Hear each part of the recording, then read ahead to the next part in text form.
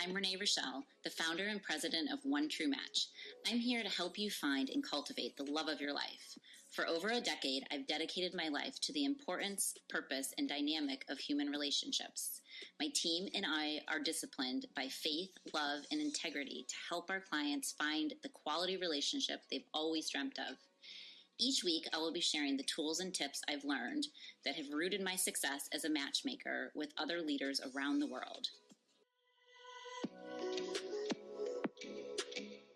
Hello, loves. Welcome back. I hope you're having an incredible week, and I am so excited to be in front of you, with you, talking about today's topic, which is single and living alone. Isolation versus independence, a topic that hits home for so many. Living alone as a single person. Whether you've just moved into your own place, have been living solo for years, or are considering it, the experience can be both freeing and at times challenging. On one hand, independence feels like a gift and a chance to create a life that reflects who you are. On the other side, it's easy to wrestle with feelings of loneliness or isolation, especially when the world often equates being alone with being lonely. So today we're going to talk about embracing the joys of living solo while acknowledging and working through the challenges. And of course, we'll look at how God can use this season of independence to bring you closer to Him and to yourself. So let's talk about the joy of independence. Let's start with the positive, because there's so much to celebrate about living solo. When you live alone, you have this incredible opportunity to create a space that's fully yours. You get to decorate it the way you like, set your own routines, and prioritize what brings you joy. Whether that's reading your Bible with a hot cup of coffee or tea in the morning, or hosting friends for a cozy dinner party, your home becomes a reflection of who you are. I remember when I first moved into my own apartment. It was small, not fancy, but it was all mine. I painted one of the walls a bold color just because I could.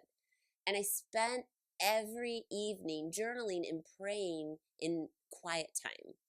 I discovered so much about myself in that season that I loved, what I wanted, and most importantly, how to hear God's voice in the stillness.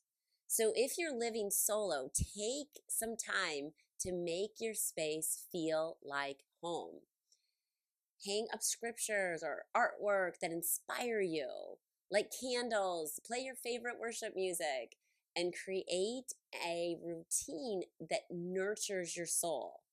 This is your sacred space, and it lets you reflect God's peace and love. Now, let's talk about facing the challenges of isolation. As much as living alone can be empowering, we also need to talk about the tough moments. Independence sometimes comes with a hint of loneliness. There's no one to greet you when you walk through the door, no one to share the little moments of the day with, and those quiet moments. It's easy to let feelings of isolation creep in during those times. The enemy loves to use those moments to make us feel like we're forgotten. But let me remind you of this. You are never alone. In Hebrews 13:5, it says, "Never will I leave you, never will I forsake you."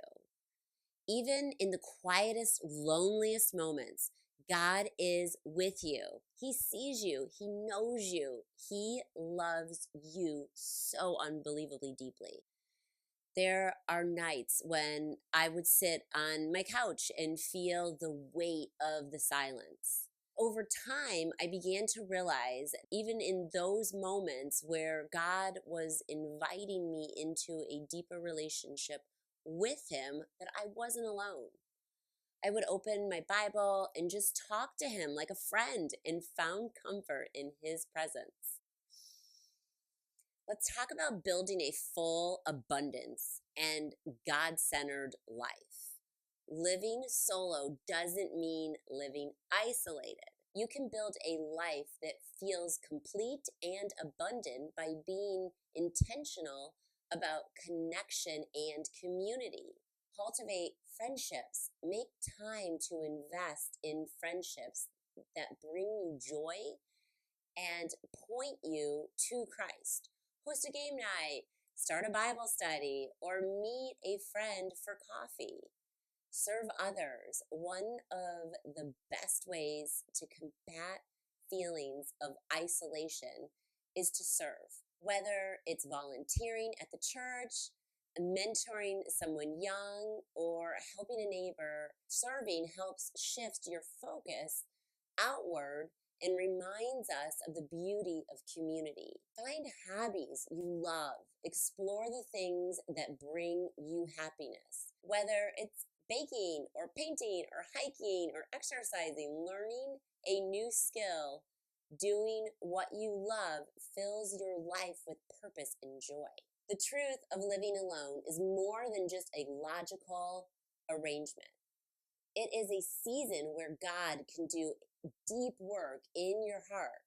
It's time to discover who you are and what you're called to and how to fully trust Him. In Psalms 58:6, it says, God sets the lonely in families. I love that. This reminds us that when we live alone, we are part of God's family. He places people in our lives to remind us of His love and care for us. And more than that, He uses this time to prepare us for what's ahead, which is a loving human relationship with the one He has designed for you. When you're single and living solo, you have the freedom to focus fully on your relationship with the Lord. Use this time to draw near to Him, to hear His voice, and to let Him guide your path. Start each day by asking God how He wants to use you in this season. Write down what He's teaching you and how you see Him working in your life. Over time, you'll see a beautiful story unfold. One where your independence is a testimony of His faithfulness. So let's wrap up today.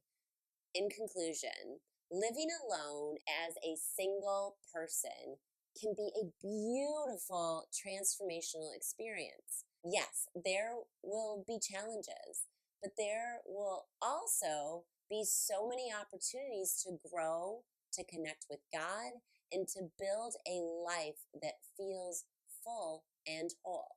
If this season feels hard, take heart. God is with you every step, and He's using this time to shape you into who He's called you to be. Thank you for spending this time with me.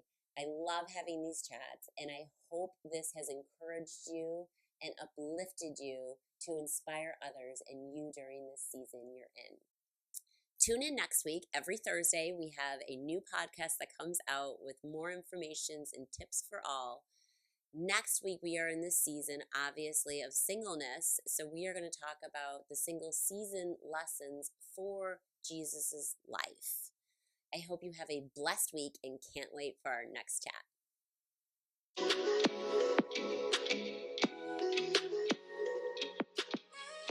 It's been another great talk on this episode of One True Talks by Renee Richel. I look forward to our next chat.